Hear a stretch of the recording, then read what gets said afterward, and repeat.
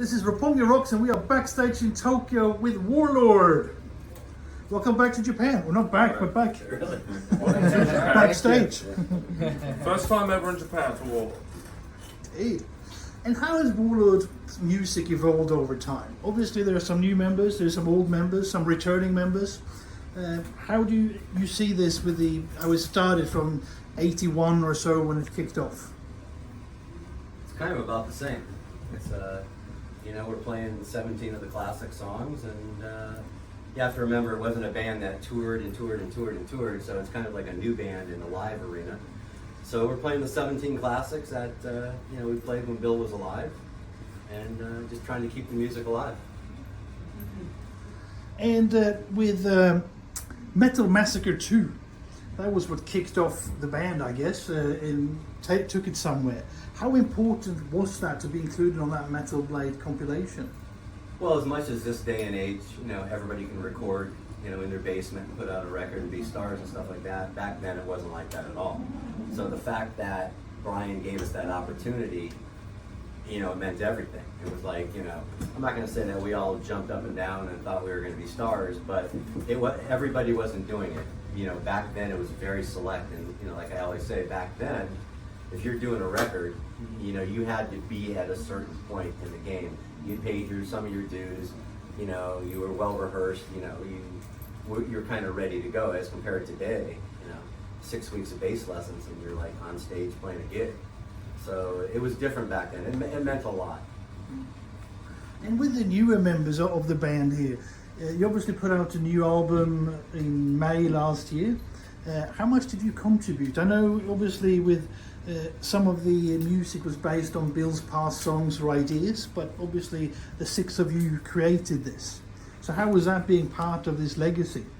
Yeah, well, all music was written by Bill. So everything I got to record was his guitar lines, his ideas. So it wasn't more as I was contributing something, it was more of me translating his ideas into guitar parts, because there was a lot of keyboard there as well. So that was pretty much it. But again, all music was written by him. And Giles, you came back. You played or performed with the band back in 2013. Yes, and came back. Mark and I had a conversation about doing this again. It actually started from a desire to present these songs live and to let them live on, because what happens if you don't play the songs? No one hears them, right?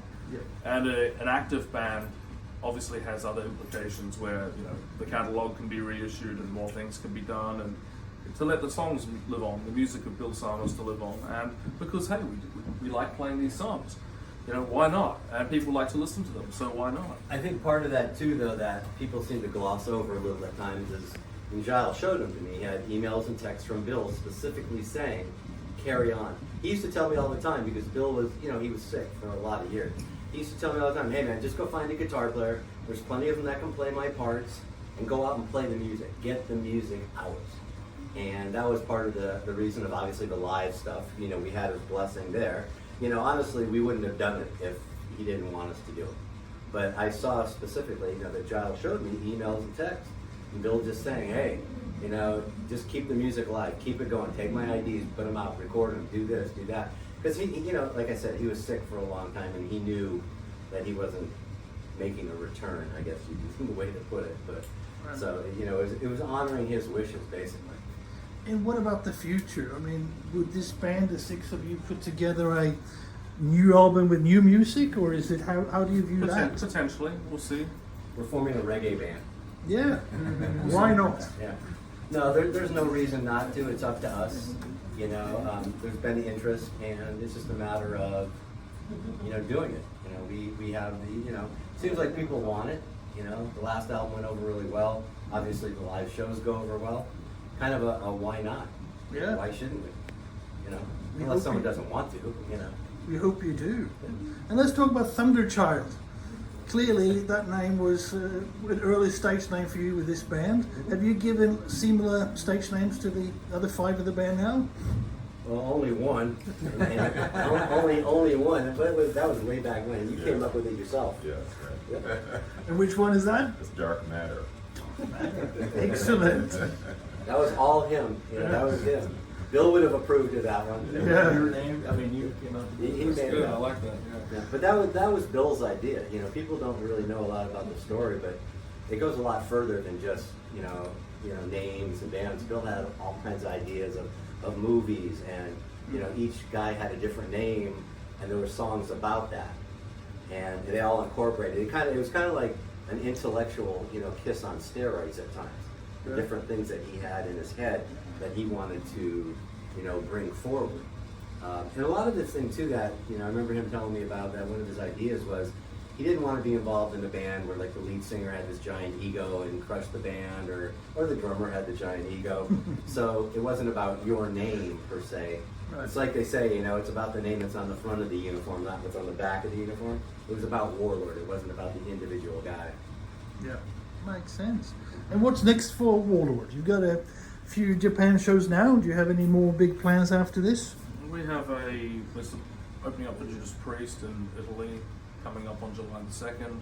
We've got some other shows later this year, and we'll go from there. There's always stuff getting booked, so we're gonna be out there live. We wish to bring the Warlord music for as many countries as we can and as the crowd wants. So hopefully in the next months and years, so maybe America, South America, and other places that you haven't been. Excellent. Well, thank you very much for speaking with Roppongi Rocks, and good luck with the shows. Thank you. Thank you. Thank you.